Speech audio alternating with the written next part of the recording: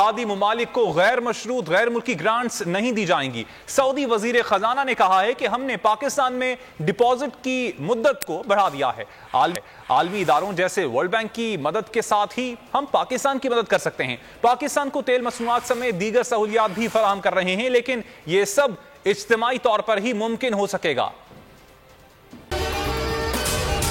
अगर आपको यह वीडियो पसंद आई तो हमारे चैनल को सब्सक्राइब करें और बेल आइकन पर क्लिक करें।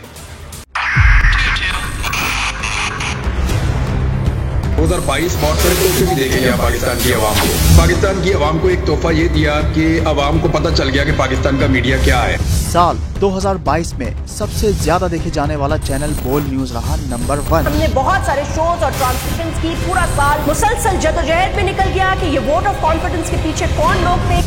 तोड़े रेटिंग के सभी रिकॉर्ड। सोशल मीडिया पर भी सबसे ज्यादा तेजी से 2.4 बिलियन व्यूज का संगे मील अबूर किया।